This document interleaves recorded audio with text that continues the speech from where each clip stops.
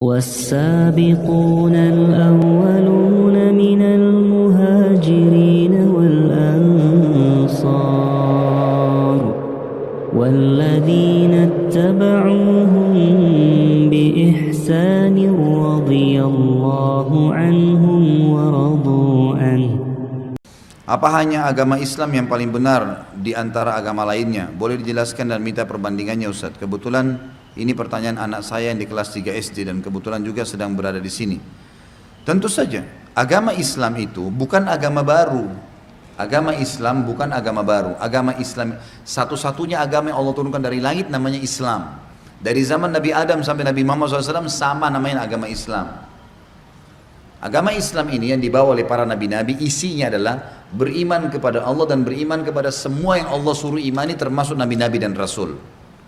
Waktu di zaman Nabi Musa alaihissalam, semua pengikut Nabi Musa dari Bani Israel yang beriman pada Allah, beriman pada Nabi Musa, beriman pada semua nabi sebelum Musa dan informasi yang nabi yang akan datang setelah Musa, Isa dan Nabi Muhammad SAW dikatakan dia Muslim pada saat itu.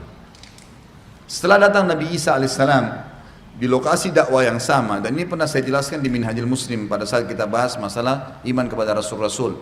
Waktu Nabi Isa alaihissalam datang, maka semua dari Bani Israel wajib beriman pada Isa. Kalau mereka tidak mau, seperti kasus orang Yahudi. Orang Yahudi ini divonis oleh orang Nasrani kafir. Kenapa? Karena mereka mengaku beriman sama Allah tapi masih menolak Rasul yang datang setelah Musa. Sementara nggak bisa, harus beriman kepada semuanya, tidak terkecuali. Cuma memang dengan datangnya Nabi Isa, kita imani pada saat itu orang itu mengimani Nabi Isa alaihissalam, mengimani Nabi Musa, tapi Nabi Musa tidak lagi dipakai syariatnya. Karena Taurat sudah dihapus oleh Injil.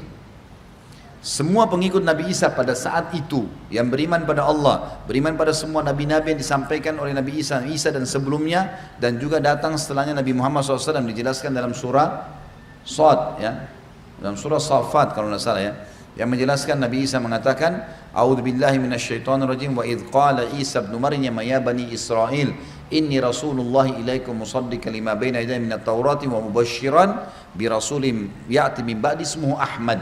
Al-ayat. Dan ingatlah ketika Isa berkata kepada Bani Israel, ya, aku diutus untuk kalian semua membenarkan apa ada yang dalam Taurat, gitu kan, tapi sudah dihapus dengan kitab yang saya bawa, Injil, dan menyampaikan berita gembira akan datang Nabi setelahku bernama Ahmad, Nabi Muhammad SAW. Nah, orang yang meyakini konsep ini, beriman pada Allah, beriman pada Nabi Isa, beriman pada semua nabi-nabi sebelumnya dan Nabi Muhammad yang akan datang, namanya Muslim. Umat Islam sekarang yang datang, kenapa gelar Islam hanya diberikan kepada kita? Kenapa yang mengaku pengikut Nabi Musa dikatakan Yahudi? Kenapa pengikut Nabi Isa dikatakan Nasrani, tidak dikatakan Islam lagi? Karena setelah datangnya Nabi Muhammad SAW, bentuk keimanan yang bisa dapat status Islam mengimani Allah dan mengimani semua nabi-nabi dan rasul, tidak boleh dibedain. Termasuk Nabi Muhammad SAW dikatakan Muslim. Itulah gelar Islam kita dapatkan, dan Islam ini tidak ada bedanya antara orang bule, orang Afrika, orang Arab, orang Melayu, selama dia iman kepada Allah, iman kepada semua nabi-nabi dan rasul. Kalau ada di antara kita yang mengatakan Isa bukan nabi, kafir. Musa bukan nabi, kafir. Kita harus yakini mereka sebagai nabi. Kita harus yakin pernah turun kitab namanya Taurat dan Injil. Tapi hukum-hukum tidak lagi diterapkan. Karena sudah ada Rasul yang datang terakhir. Ini sebabnya kenapa kita diberikan predikat Muslim. Dan mereka sudah tidak lagi karena ada nabi yang ditolak oleh mereka.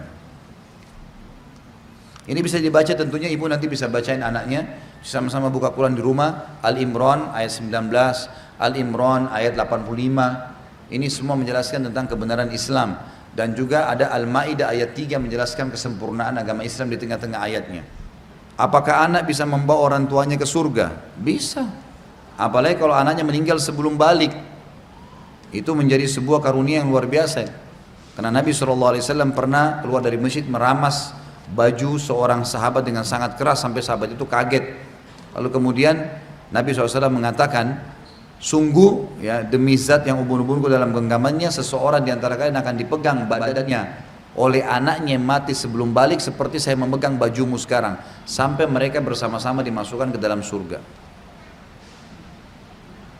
Tapi kalau sudah balik, tergantung amal solehnya, maka hukumnya adalah hukum umumnya kaum muslimin yang bisa memberikan syafaat kepada orang lain.